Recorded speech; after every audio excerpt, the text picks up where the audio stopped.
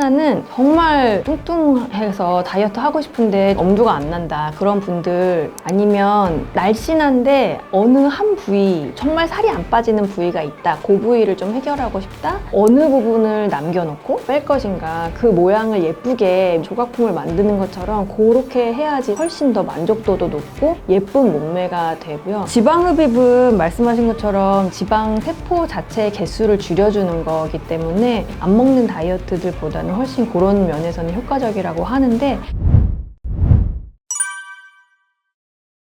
안녕하세요. 소울성형외과의 엄수진이라고 합니다. 오늘은 지방흡입에 대해서 얘기해 보겠습니다. 크게 두 타입으로 나눌 수 있을 것 같아요. 하나는 정말 뚱뚱해서 다이어트 하고 싶은데 엄두가 안 난다 그런 분들, 아니면 날씬한데 어느 한 부위 정말 살이 안 빠지는 부위가 있다, 그 부위를 좀 해결하고 싶다, 이렇게 두 가지로 나눌 수 있을 것 같습니다. 팔뚝살, 옆구리, 복부, 아랫배 뭐 이런 데가 제일 1번 많고요. 그 다음에 이제 등, 허벅지 뭐 이런 데. 바로 가능하지는 않고요. 하루 이틀은 조금 힘드실 수도 있어요. 근데 이제 하루 이틀이 지나고 나면 그때부터 일상생활 하시는 거는 크게 문제는 없습니다. 운동은 바로 하지 않으시는 게 좋고요. 특히 이제 어떤 운동이냐에 따라서 조금 다른데, 초반에 한 실밥 뽑기 전까지는 되도록이면 심한 운동은 안 하시는 게 좋고, 실밥 뽑고 나서는 스트레칭 같은 그런 운동은 최대한 많이 하시는 게 좋지만, 너무 무리해서 뭐 근력 운동을 막 한다든지 그런 운동은 초반에는 추천드리지는 않아요. 수술 들어가는 부위가 3mm 정도 되는 아주 작은 절개창이기 때문에 초반에는 그 절개창이 조금 색깔도 어둡고 막 이러면서 보일 수는 있지만, 사실 몇 개월만 지나면 거의 안 보여요. 티가 안 나는 부위 쪽으로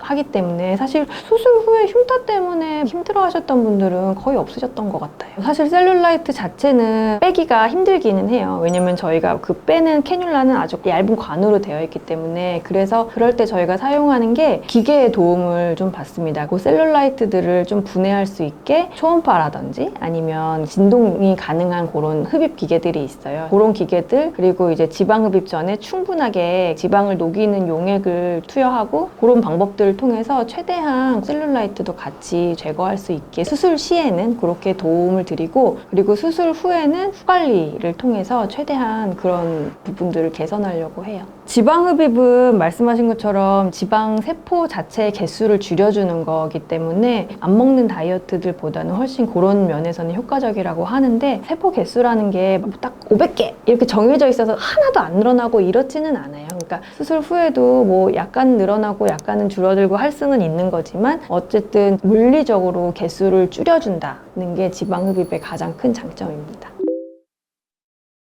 왜 가장 위험하다고 했을까요? 아마도 지방흡입 수술을 너무 장시간 동안 너무 많은 양의 지방을 뽑게 됐을 때 수술 후에 혈전증이라는 게 생기면서, 그 혈전이 심장이라든지 뇌라든지 이런 데를 막으면서 2차적인 어떤 합병증이 생길 수 있어서 아마 가장 위험하다고 했을 것 같은데요. 사실 그렇게까지 막 고용량으로 많이 뽑을 만한 그런 분들이 그렇게 많지가 일단 않고, 그리고 이거는 끝나고 나서 수액 치료 같은 거 잘 모니터링 하면서 하면은 많이 일어나는 부작용은 아니에요. 눈이나 이런 데는 국소 마취 주사하고 수면 마취 하면은 별로 안 아프니까 움직이지를 않는데, 지방흡입 같은 경우는 부위가 넓다 보니까 환자분들이 이제 많이 움직이고 하면서 수술 시간 길어지고 투여되는 약이 많고, 그런 것 때문에 조금 불안하실 수도 있겠네요. 근데 그 부분도 마찬가지로 모니터링만 잘 하면 사실 괜찮습니다. 저는 사실 요즘에 대용량으로 막 한다 이러면서 광고하는 병원들이 많기는 한데, 제가 해보면 뽑는 양이 얼마인지가 중요한 게 아니라 모양을 어떻게 잡는지가 훨씬 중요한 것 같아요. 그래서 환자분들이랑 이제 상담하면서, 예를 들면 요즘에는 이제 그냥 지방흡입이라고 안 하고 바디 컨터링이라고 얘기를 많이 하는데, 어느 부분을 남겨놓고 뺄 것인가, 그 모양을 예쁘게 조각품을 만드는 것처럼 그렇게 해야지 훨씬 더 만족도도 높고 예쁜 몸매가 되고요. 무조건 많이만 뽑는다 그러면은 뽑고 난 다음에 지방통에는 막 이만큼 지방이 차 있고 막 이래서 좀 뿌듯할 수는 있지만 결국은 더 마르면서도 예쁜 몸매를 갖고 싶어서 보통 이런 수술을 하는 것이기 때문에 무조건 대용량으로 한다고 다 좋은 건 아닌 것 같습니다. 지방 흡입만 하면 무조건 다 날씬하고 예뻐질 거라고 생각하는 거는 착각이실 것 같아요. 제가 해보면 젊은 분들은 확실히 지방 흡입만 해도 딱 탄력이 있으니까 피부가 쫙 달라붙으면서 되게 예뻐지는데, 좀 슬픈 얘기지만 40대 넘어가면은 피부 탄력이 좀 떨어지니까 지방 흡입은 정말 예쁘게 딱 잘 됐는데 피부가 잡아주지 못해서 오히려 이렇게 좀 축 처진다든지 그러는 경우도 사실 있기는 합니다. 그런 분들은 거상을 같이 하자고 말씀드려요. 바이오본드가 아마 제일 이제 많지 않을까 싶은데, 지방 흡입도 지방을 빼려는 그 부위에 캐뉼라라는 얇은 관을 왔다 갔다 하면서 시술을 하는 거기 때문에 아무래도 좀 자극이 가요. 그러다 보면 수술하고 나서 뭐 빠르게는 한 3, 4일 뒤부터도 딱딱해지거든요. 그 부위가. 그런 거를 바이오본드라고 보통 부르는데, 그거는 자연스럽게 시간이 지나면서 풀어지게 됩니다.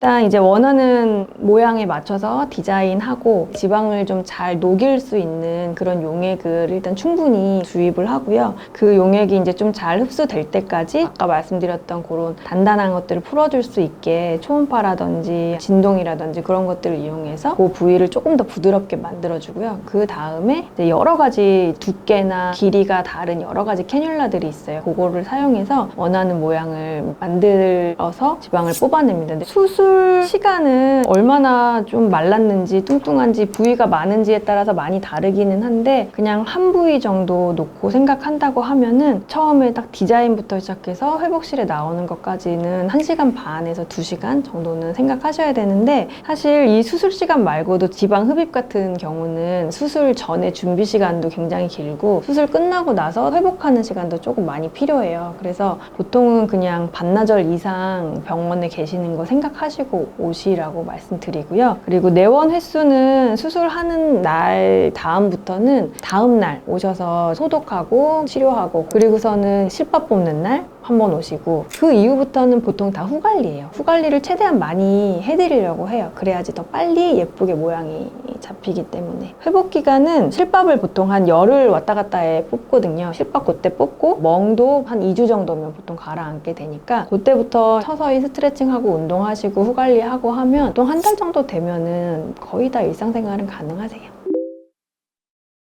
지방 흡입 후에 관리는 보통 병원에서 해줄 수 있는 것과 집에서 하실 수 있는 거 이렇게 나눌 수 있는데, 병원에서 해드릴 수 있는 거는 여러 가지 기계를 사용한 관리들, 붓기나 멍이나 아니면 바이오본드들을 좀 빨리 없애줄 수 있는 그런 관리들을 병원에서 해드릴 수 있고요. 집에서 혼자 하실 수 있는 관리 중에 제일 중요한 거는 스트레칭인 것 같아요. 진짜 몸이 찢어질 것 같다는 느낌이 들 정도로 스트레칭을 많이 해주시면 훨씬 더 빨리 회복이 되고 예쁘게 자리 잡더라고요. 술, 담배 절대 하지 말으셔야 되고, 그리고 좀 무리한 운동도, 혈압 막 올라가는 무리한 운동은 안 하시는 게 좋고, 초반에는 근력 운동도 좀 하지 말라고 말씀드려요. 왜냐면은 조금 이렇게 슬림하게 만들려고 한 건데 거기다가 막 근육을 또 키워 놓으면 그것도 별로 예쁘지가 않거든요. 재수술이 당연히 가능하기는 한데, 사실 제가 해보면 다른 어떤 수술보다 재수술이 진짜 어려운 수술이더라고요. 그래서 진짜 웬만하면은 한 번에 잘 하는 게 좋은 수술 중에 하나인 것 같습니다.